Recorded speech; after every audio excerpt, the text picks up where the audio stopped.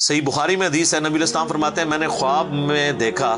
کہ میں نے یوں تلوار لہرائی ہے تو اس کا اگلا حصہ ٹوٹ گیا، تو میں نے اس کی تعبیر کی ہے کہ احد میں ہمیں تکلیف پہنچے گی، اور پھر میں نے دوبارہ تلوار لہرائی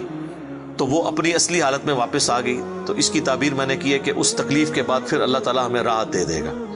ظاہر ہے کہ پھر الٹیمیٹلی شکست جو ہے وہ فتح شکست میں بدلی، اور پھر شکست سے دوبارہ سے سروائیول تو کم از کم ہوگی، اگرچہ کئی انصاری اصحاب جو ہیں وہ شہید ہوئے، مدینے کا کوئی گھر نہیں بچا تھا جس میں میت نہ ہو، ایک غم کا عالم تو تھا۔ مہاجرین میں سے بھی حضرت حمزہ بن عبد المطلب، ان کا غم ہی رسول اللہ کے لیے بہت بڑا تھا، وہ آپ کے بھائیوں کی جگہ بھی تھے اور چچا بھی تھے، دودھ پیتے، رضاعت کا رشتہ بھی تھا ان سے، بھائی والا بھی، آرمی چیف بھی تھے، بدر میں بھی احد کے اندر بھی، تو حضور کے لیے وہ بھی غم بہت تھا۔ حضرت حمزہ بن عبد المطلب کا غم اتنا بڑا غم تھا کہ صحیح بخاری میں ایک پورا چیپٹر ہے غزوہ احد کے چیپٹر کے اندر نا، اس کا عنوان ہی ہے حضرت حمزہ بن عبد المطلب کی شہادت، اور اس میں وہ لمبی حدیث ہے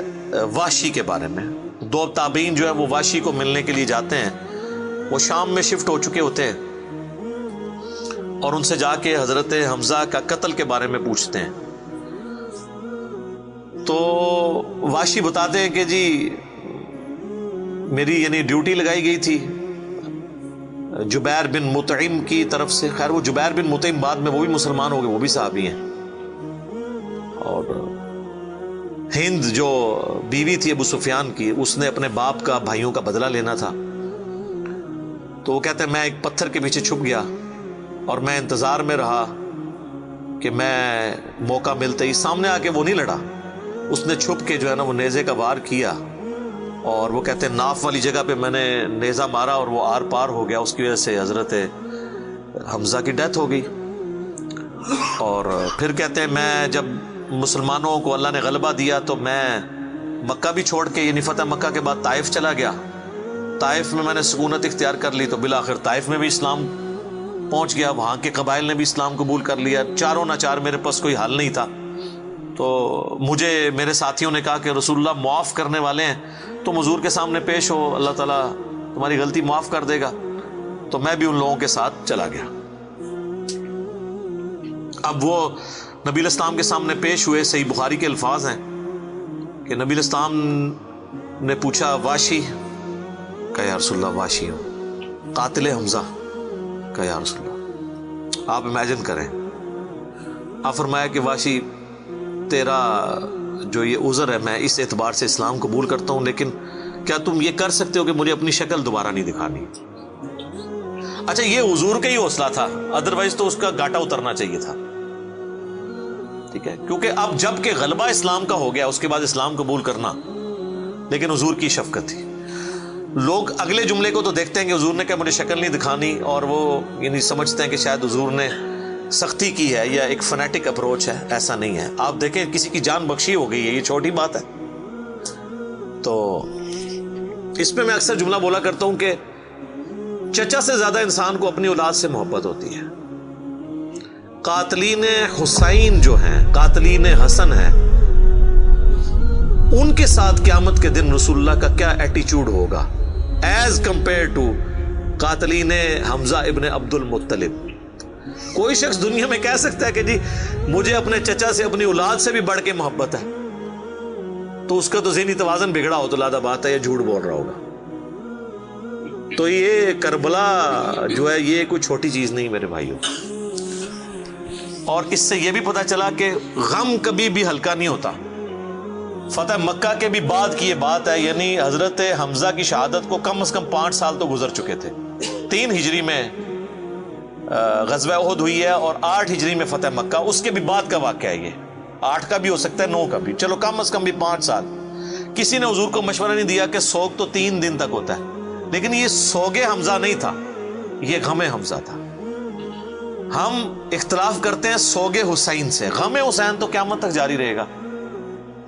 جس میں یہ پیٹنے والا ماتم والا معاملہ نہ ہو، بلکہ حسین علیہ السلام کی اس دعوت کو یاد کیا جائے۔ خیر حضرت وحشی کہتے ہیں، ظاہر ہم تو ان کا احترام سے نام لیں گے، صحابی تو ہیں، وہ کہتے ہیں کہ مجھے پوری زندگی اس بات کا غم تھا اور میں اللہ سے دعا کرتا تھا کہ اللہ مجھ سے نہ کوئی بڑا کام کروانا ہے۔ تو بخاری کے الفاظ ہیں، وہ کہتے ہیں جب مسیلمہ کذاب نے دعوی نبوت کیا تو میں نے اللہ سے دعا مانگی کہ اللہ میں نے اسلام کے سب سے بہترین شخص کو قتل کیا تھا، یعنی حمزہ کو، اس میں کوئی شک نہیں ہے، میرا تو اجتہاد ہے، اگر حضور کی وفات کے وقت حضرت حمزہ زندہ ہوتے نا تو پہلا خلیفہ حضرت حمزہ نے بننا تھا، کیونکہ خلفائے راشدین جب موجود تھے، جب تک خلیفہ راشد نہیں وہ بنے تھے ابو بکر عمر عثمان و علی، ان کی موجودگی میں بھی حضور نے اپنا آرمی چیف حضرت حمزہ کو بنایا ہوا تھا۔ بدر میں حضرت ابو بکر عمر عثمان و علی میں سے تو کوئی نہیں تھا حضور کی طرف سے آرمی چیف، یا حضور ظاہر ہے حضور علیہ السلام کو تو میدان جنگ میں وہ نہیں آنے دیتے تھے، خیمہ پیچھے لگاتے تھے۔ احد میں تو چونکہ کافر آپ کے خیمے تک پہنچ گئے نا، اس لیے پھر آپ کو فرنٹ سے لیڈ کرنا پڑا، ادروائز بدر و احد میں آپ خود آگے جا کے نہیں لڑے۔ اور حنین کے موقع پر بھی 12,000 کا لشکر تھا اور صرف 80 بندے رہ گئے تھے، صحیح بخاری میں آتا ہے 12,000 میں سے، اور حضور اکیلے آگے جا رہے ہیں۔ اور پھر آپ کی دلیری کی وجہ سے آپ نے، بخاری کے الفاظ ہیں، آپ نے زمین سے یوں مٹھی بھری مٹی کی اور یوں کافروں کی طرف بھیجی، اور قرآن میں اس کا ذکر ہے وَمَا رَمَيْتَ إِذْ رَمَيْتَ وَلَكِنَّ اللَّهَ رَمَىٰ، اے نبی جب تم نے وہ کنکریاں پھینکی تھی وہ تم نے تو نہیں پھینکی تھی، وہ تو اللہ نے پھینکی تھی، بس وہ مبارک ہاتھوں کی برکت تھی۔ جب آپ نے یوں مٹی پھینکی تو سامنے جو قبیلہ حوازن کے لوگ جن کے تیروں کا مقابلہ کوئی نہیں کر سکتا تھا، ہر ایک کی آنکھ تک وہ کنکر پہنچا، اور وہ اندھے ہو گئے، اور حضور فرنٹ سے لیڈ کرتے ہوئے انا النبی لا کذب، میں نبی ہوں اس میں کوئی شک نہیں، میں عبد المطلب کا بیٹا ہوں اس میں کوئی شک نہیں، یہ آپ علیہ السلام یہ اشعار پڑھتے ہوئے آگے گئے۔ تو نبی صلی اللہ علیہ وآلہ وسلم کے لیے حمزہ ابن عبد المطلب کی بڑی اہمیت تھی۔ تو اب واشی کہتا ہے جب مسیلمہ کذاب نے دعوی نبوت کیا تو میں نے اللہ سے دعا مانگی۔ دیکھیں اللہ تعالیٰ سب کی دعائیں سننے والا ہے، اور میں نے کہا یا اللہ مجھے موقع دے، میں اسلام کے بہترین شخص کو میں نے قتل کیا ہے تو میں اسلام کے بدترین دشمن کو بھی میں ہی قتل کروں۔ دیکھیں اسلام کا بدترین دشمن وہی ہو سکتا ہے نا جس نے دعوی نبوت کیا ہو اور مسلمانوں کی جمعیت توڑ دی ہو اس وقت میں جب حضور کی ڈیتھ ہو چکی ہے، لیڈر جا چکا ہے، اور پیچھے مینجمنٹ کو کمزور کرنے والی بات ہے ہزاروں لوگوں کا مرتد ہو جانا۔ تو وہ کہتے ہیں کہ میں جب جنگ یمامہ کے لیے ندا کی گئی تو میں بھی اس لشکر میں شامل ہوا، اور میں نے اپنے وہی نیزہ جس سے حضرت حمزہ کو مارا تھا، سر عمر سیریز میں انہوں نے یہ سین فلمائے ہیں، وہ نکالا اور اللہ سے مانگا، اور کہتے ہیں میں نے دیکھا کہ وہ گھنگریالے بالوں والا جو ہے وہ اونٹ کی رنگت کا اس کا جسم وہ دیوار کے ساتھ ٹیک لگائے ہوئے کھڑا ہے، تو میں نے پوچھا کہ وہ مسیلمہ کذاب کون سا ہے، تو انہوں نے بتایا یہ ہے۔ انہوں نے دور سے اس کو مارا، ان کا نشانہ تو بڑا زبردست تھا، تو وہ مارا گیا اور گر پڑا زمین کے اوپر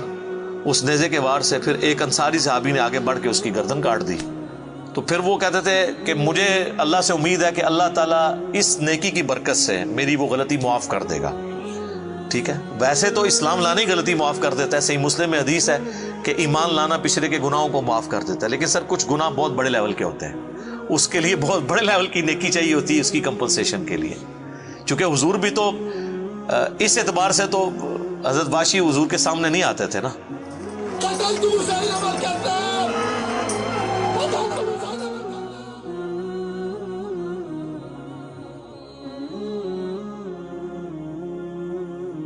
اور یہ کتنی بڑی ان کے لیے تکلیف دہ چیز تھی کہ جس نبی کا کلمہ پڑھا ہے وہ کہہ رہے ہیں مجھے شکل نہیں دکھانی۔